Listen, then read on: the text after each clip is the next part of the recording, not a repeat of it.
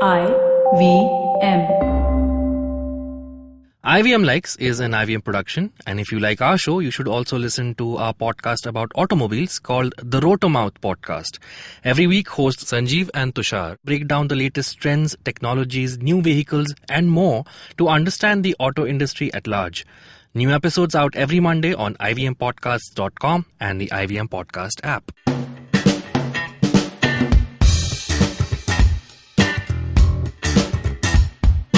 Hi guys, welcome to IVM Likes. My name is Navin, and with me in the studio today we have Abbas Momin. Hello. And Jaanam Devan. Hey guys. And this is the first episode after the new year we've come back to record. Yes. Yep. We were going to record this yesterday, but then the riots happened. I know. Yeah. And we're still not sure which side to support right now. I wasn't sure if I should have gotten out of the house today also. No, I was actually checking and seeing if there are Basically, stones wanted on one the road, more off day. Off day, yeah. Yeah.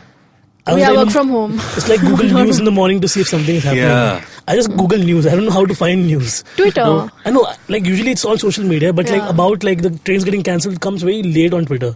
It's after people tweet about getting stuck or something. Yeah. But I don't follow those people. I just like decide. I mean, not that I support the Bandh, but yesterday I was like, if this amount of people would travel in trains normally, it would be such a peaceful life because most trains were like really empty. Yeah, even the roads. Because everybody was on the track Such a- stopping the train. That's what Actually. Anyways, we digress. But while we are here, we're now here to recommend some stuff. Because on days like yesterday when people are stuck at home, can't do anything, Yeah. you need something to watch. Exactly. So You till the need something next, to do. right? Yes. So what I did yesterday was watch this documentary. So Okay. I'll just kick off into this. The thing I watched is called The Toys That Made Us. Okay. And it's about action figures and how they all came to be. Right. And it's an 8-part documentary series, but 4 episodes are out right now. And it's Star Wars, Barbie, He-Man, and G.I. Joe. The big ones. The big ones. Yeah. And So we, each one has a different episode. yeah. Okay. And it's directed by this guy called Tom Stern, who has a good understanding of how to even do this, you know. Right. Like the storyboarding of this whole documentary, there's some fictional elements where they are going back into past Right. to recreate them, Huh. but also using the toys as just like toys that we used to like do as kids, you know, like play with them and create narratives.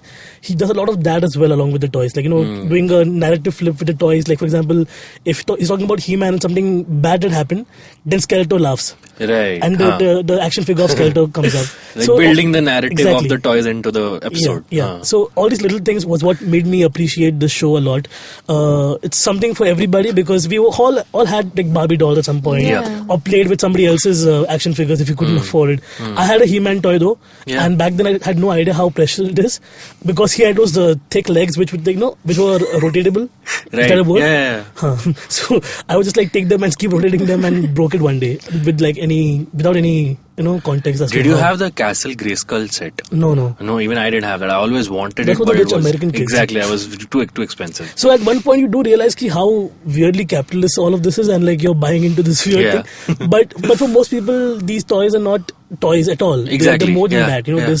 There's people who, like when you watch the G.I. Joe episode towards the end, they talk about how people who had father figures who left them and all, Right. used to talk to their toys about their problems and all. So it's depressing in a way, but also realistic for them, Right.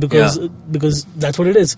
So do check out the documentary, The Toys That Made Us. Yep. 4 episodes are out on Netflix. Actually, based on that, you should also check out this other show called Toy Hunter. Oh, yeah. There's this guy called, I forget his name, Jordan Hembro or something. So basically, first season 11, 12 episodes where each episode's in a similar vein. He goes out, it's kind of built like those, like he sets a target of the money he has to make, and then he buys all these second-hand toys and then assumes how much he'll be able to sell it for, and then will he be able to reach that target. But it is very toy-centric, and it's a fun show also, so you should check that out as Awesome. well. Toy Hunter. Jordan Hemroli. Jordan Hemroli? Good memory, Abbas. Oh, okay. So yeah, that's my semi-recommendation based off your recommendation. But the thing that I'm actually recommending is actually an article. So I'm still reeling from The Last Jedi. You can check out me and Navin talking about it on the Geek Fruit podcast as well, another plug. But there's this very interesting article I came across written on the website Medium. It's written by this guy whose username is @mastqalandar. And it's the title of the article is Rumi, Bulle Shah and the Last Jedi.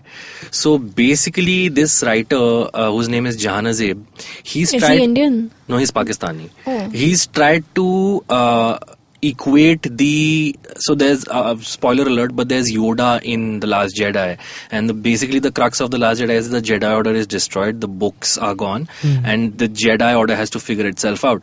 So he's kind of taken that and equated it with the spiritual poetry of Rumi and Bulle Shah, about how they talk about how the higher power that we talk about, the religiosity that we search for in an exterior manner, it's actually inside you. So if you believe in yourself, you'll actually achieve what you want. And he's tried to equate that with what exactly the Jedi in Star Wars stand for. And I remember when George Lucas wrote the original films, he was very influenced by Eastern philosophy.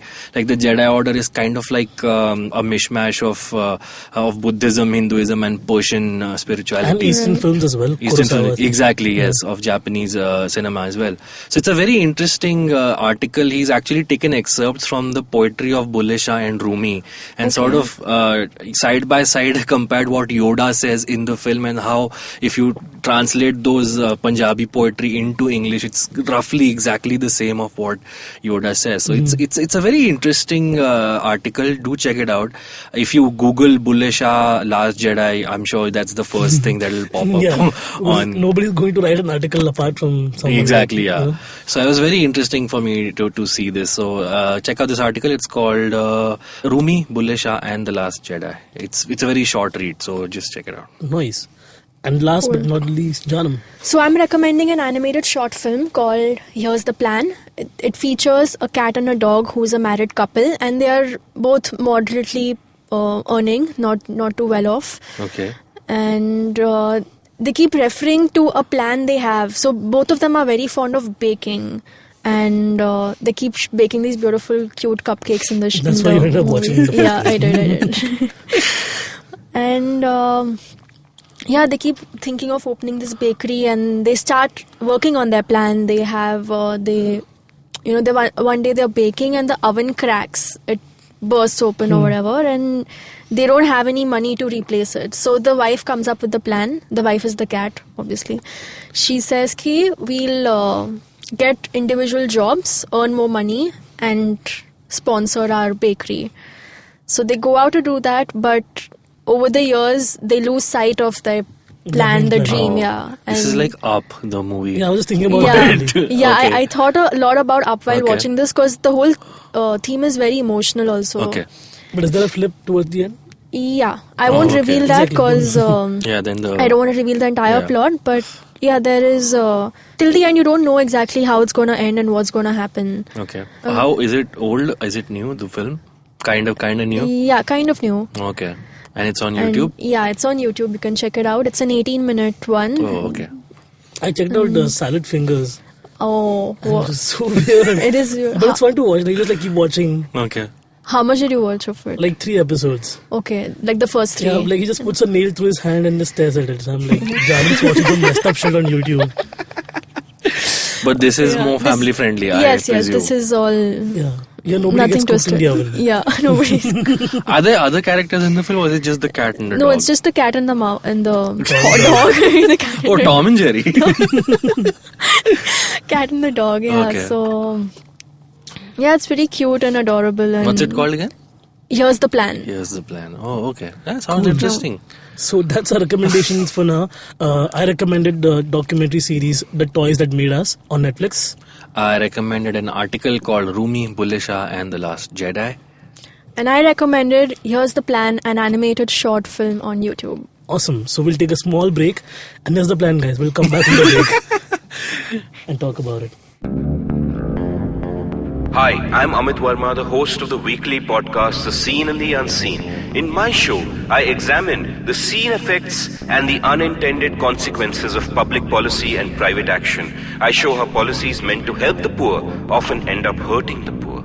I've done episodes so far on demonetization, GST, surgical strikes, immigration and MRP. And I will continue my forensic assault on the truth in the weeks to come. Catch the show every Monday on the IVM podcast app or any other podcasting app that you prefer. Or visit seenunseen.in for all the latest updates. Cool. We are back on IVM Likes and I'm here with Abbas and Jaanam. And this week Jumanji is out in the theaters. Yep. Anybody going to watch it?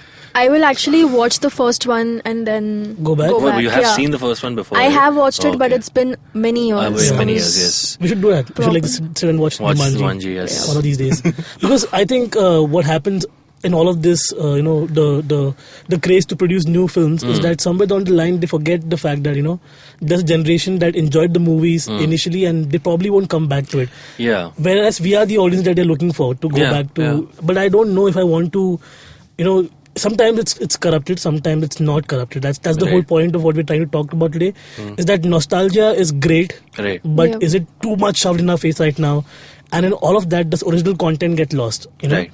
So I'm not sure if I would want to watch. Like I saw the Jumanji trailer, and it had the whole video game concept in it, and I'm not sure if I want to go back from a board game to something technologically. But then isn't that what's happened to our generation as well? Now we're all on our phones.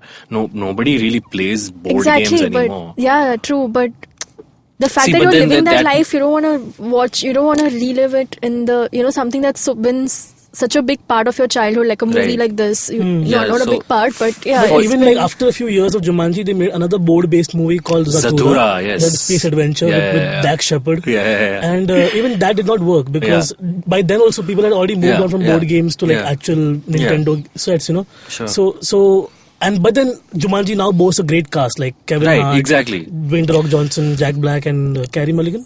No, not Carey Mulligan. Karen Gillan. Yeah. And Karen Gillan. Yeah. So they have a great cast that kind of like entices you to go. But then I saw the Power Rangers that came out recently, which was utter garbage. Really? I found it. Okay. I haven't seen it, but I've heard good things about it. Okay. Because it's the same beats, but like Elizabeth Banks, I like her, but I don't now. Okay. Like I hate her now. The point is because of Power Rangers. Yeah, but Power Rangers as it is was back in the 90s was campy. Exactly. So I've been led there. That generation enjoyed that campiness. Right. Now you can't translate that. We're trying to be cool and with all these effects and everything, trying to be all Avengers like, but also at the same time hammy dialogues. People are dying and being brought back to life.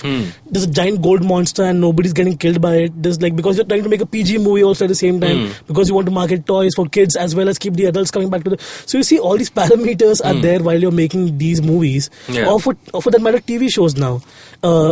We have some really good new original shows. Troll Hunters, as you recommended, is something very unique.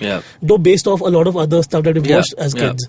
But I was watching another show that's a reboot of Thundercats. Okay. And they're basically doing a prequel to Thundercats, which is okay again. Right. And what do you feel? Do you all feel like in the bargain of doing, paying homage to nostalgia, do they lose in the side of the story? I think I have mixed feelings about that. A good story peppered with nostalgia, I don't mind. Like, I'm a big fan of Stranger Things. Because Stranger Things is banking a lot on nostalgia. But it's also, I think, a good self-contained story within itself.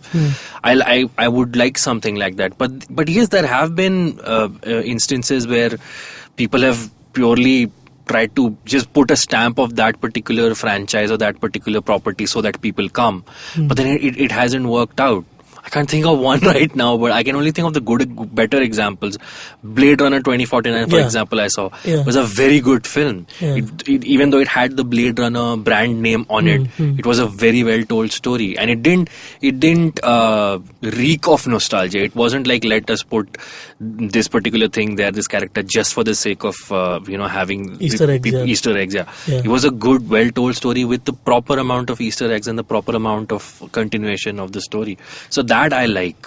But yeah, I mean, we live at, I was actually watching a video on YouTube about, the video was kind of shot in the 80s, 70s, 80s, but it was a current video. And someone in the comments had mentioned that people in the 70s and 80s were like, what do you think the 2000s will be like? And we all thought there'll be flying cars, and all we're doing in the 2000s is just trying to go back to the 70s exactly. and 80s. So yeah, it's kind of like we all... Even our New Year parties are retro retro theme. Like this, everything is just like going back to being groovy and I don't want the 90s to come back though. That's the whole point, right? Like we imagine that 80s, maybe they'll recreate 80s a lot now in this current time and age. But 90s, why would you try to bring 90s back? Like, you know, it's too soon. It's too soon. It's just like we just went out from the 90s now, because there's no bridging, right? There's no proper bridging of that nostalgia factor in the first place, because we just went out of that. Right. Like we just like left our bags home and like came to work. That's how it feels like, you know? Isn't that that's very realistic also? Like, we all just had this existential thing on our faces. No, but like we mentioned Jumanji, right? It's almost like the studio bosses were like, we've got The Rock, we've got Kevin Hart, we've got Jack Black. Now if only we had some property that would just make people come. And they were like, yeah, Jumanji, let's put Jumanji, the brand name on it, and then we have the complete package. So in those, I haven't seen Jumanji, so the new one, so I can't comment on how good or bad the film is, but that is an example of how let's take this certain and then just pepper it with this brand name and have people line up on the streets to watch something just because they're familiar with it. So yeah, I think one of the reasons they are doing this, like, you know, the bringing the 90s back, is because if you see, you know, the internet obsesses so much about the 90s kids. That I think the 90s kids are like the freshest batch of young adults. So we've just grown up, you know, watching so much of Cartoon Network and a lot of these shows and BuzzFeed movies. For this. Because they went around like only 90 kids will remember, and now it's just because it was the 90s kids who were writing those things. They don't have any palpable experience of time before the 90s. So they keep cashing into that, and our generation is the one which has been seeped into that capitalistic mold. Like even a photo of Parle Ji makes like exactly. So our generation is the one that is being made to make sure that we don't let go. One way we can also look at it, obviously, now is that they are recreating a story or like retelling this for a whole new generation. You know, like because we enjoyed that, we move on from that. The whole point being that, for example, tomorrow our kids might not be able to enjoy Popeye the Sailor Man. Imagine that. Like obviously they made the show in back the 60s. Yeah. So we got that because TNT and Cartoon Network came to us late, and now the kids have internet, so they'll probably never Google Popeye and never find out the beauty of that show. Exactly. So that scares me. But if somebody makes a Popeye real action movie or like a reboot of that, but that's the question. Why are you scared of the fact that the next generation will not find that? We found it, we enjoyed it. The next generation should find their own thing. But that's because the information before that never existed, right? Like the early 1900s were like a dark period where people were reading papers, right? So now from them we went to making motion picture, and everything that has happened since then has shaped the modern day motion picture or TV shows that we watch. So there's a legacy to it. We try to go back to it, obviously. Like if you're watching Doctor Who now, as you said, you'll go back to and trace Doctor Who's very beginning and then come back to the modern time and age. So 20 years from now, Doctor Who doesn't exist, then they'll never enjoy that because they'll never even go to understand it. The Doctor Who will exist because the bosses want to cash in on that brand name. It's a far-fetched hypothetical situation. No, I'm pretty sure 20 years from now, I mean, look at the comic book. Superman, Batman were created in the 1940s. They still exist because they sell, because they don't want to let that brand name go. So I'm pretty sure 20 years from now, Star Wars will exist, Doctor Who will exist, Star Trek will exist. All of these mega brands will obviously exist, if not be bigger and more worthy than they are now. How will you watch movies in the 20 years baad, man? Like, I don't know. Just like it'll be in our glasses. In our glasses, like streamed wherever you want. One glass Netflix, one glass Amazon Prime. I hope the government gives us lazy boys. Now we're talking about like WALL-E. So precise. Also like there's a Hollywood blacklist for scripts, right? Where all these original screenplays keep bouncing around, and no one wants to touch this because they don't know if they'll make money out of it. Exactly. It also becomes all about money eventually. It is. It's which is unfortunate unless you have like a really major star. Like we were talking about Arrival, and I loved that movie, and it was based off a short story which was in an anthology of science fiction stories that guy wrote, Ted Chiang. But then it had Amy Adams attached to it, and she's someone who's an Oscar winner. She's known. Similarly, Gravity was a big hit, an original story, but then it had George Clooney and Sandra Bullock, again two big stars. But Arrival did not make that much noise when it first came because they had very minimalist marketing because they didn't want to reveal what's happening. Yes, that's true. That's understood. Even Inglourious Bastards, when it came out, it was one of those scripts that nobody wanted to touch. But then it had Tarantino attached to it, and anything then obviously Tarantino rushed it, and then like obviously Right. he wanted to like go behind it because Okay. he wanted to do that movie back in the 90s before Yeah, he did yeah, anything that's else. true, yeah. But it was not the right time for it. So maybe original stories will now slowly come out in their own time. Even horror, I think- horror. If you look at Yeah. horror genres now, everything is like Pet Cemetery, Yeah, 24, that's true. or Yeah. Evil Dead is just going on, and But I think that's where the better scripts are going to television. That's why we see so much original Exactly. television happening. Yeah, yeah. Because now writers and filmmakers have figured out that that's the medium that is giving us more room to grow Exactly. rather than the films. Because films are getting more and more expensive by the day, and they want that certainty that this. I mean, last year Justice League underperformed. I mean, that we would never have thought that a Justice League movie will not do but good at the box office. But it So did. speaking of horror and nostalgia, I have to say I really enjoyed watching it last Okay, year. right. It was just Exactly. yeah. I mean, even those kids, like it reminded me a lot of Stranger Things. I actually watched Stranger Things after it, so it's just So let me ask you this, Navin. Like you said, Power Rangers was campy and it should have been left there. The It TV series was also kind of It campy, was. but then now they have revamped it and made it better. yeah. So as long as you do that, I think it's Exactly. okay. So if they had done something better with the Power Rangers, I would have been happy. Right. What they tried to do was create the same, like, so Rita Repulsa was this character back in the 90s show who was just like loud, and this Asian woman used to play, and Okay. half the time we had no idea because she was dubbed over. Okay. Yeah. So what Elizabeth Banks is trying to do is just like do that, but like Acha. the menacing, yeah, okay, Right. she's talking with a softer tone, which is just disgustingly weird, you know. Right. So there has to be some level of, you know, like letting go of that and Okay. adapting a new style to it. Sure. Because what the miniseries did back in the 90s again with it Yeah. was that they dumbed it down for a TV audience, Yeah. whereas Stephen King's writing is menacing. Right, So that's true. even the movie does not cover even like 40% of the menace that the book has, but still does a Okay. decent job of horrifying you as a Yeah. movie, you know. So But- I agree. Speaking of books, the one observation that I've made, because I read quite a bit of science fiction and fantasy. So if you see in the 50s and 60s, Isaac Asimov and Philip K. Dick, Yeah. all these guys were writing about a futuristic scenario, and even though their future did have conflicts, they were utopian futures. That in the future we'll be living in a world which will have robots and electronics and all of that. Yeah, gliding And- cars. Everyone has exactly. gliding cars.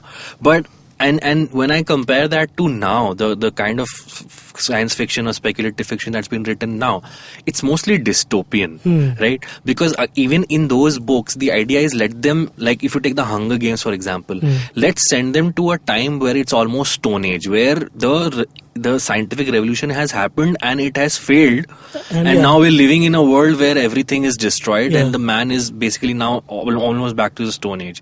So that's also, I think, one aspect where instead of looking forward, most writers today, at least the big ones, are looking backward and they're like, let's make humanity fail to a point where they have to rebuild again, rather than the science fiction writers of the 50s and 60s who were like, we will live in a society which will be amazing, but then So, we'll question our humanity. What I surmise is Donald Trump is the reverse messiah for us. Exactly, He will actually. destroy all of us. Holy We shit. have to build from nothing. And on that note, I think we should wrap this up. That's a very bleak note to end on. Like in the dystopian future from now, there'll be like nuclear button enlargement pills. Yeah. Yeah, Because that is Donald Trump is a really. dick. Let's end on, like, what was the last really original thing you saw that you really liked? I liked Baby Driver. Oh yes, that Baby Driver was was totally original and I really enjoyed it. Pretty, yeah, Yeah. that was good. What about you, Jaanam? still thinking. The short movie was original. The last original thing I recently saw was this anime called One Punch Man. It's, yeah. It's I've heard really about it. unique. It's very funny, great to look at, and it's got a very original concept at the heart of it. Janam? The last original thing I think I saw was Salad Fingers, because I haven't watched anything like that before. Yeah. Oh, you're in It's love with nothing. Salad Fingers. Yeah. Awesome. So that's the episode, guys. Thank you so much for tuning in. If you have any recommendations that we should catch up on, do let us know. What do you feel about nostalgia-induced marketing and movies and TV shows? Let us know. We are IVM Podcast online. Find us. We are on Twitter as well. I'm no_Rona. I'm Jaanam Devan. I am at Abbas Moment. And this is IVM Likes. Thank you so much.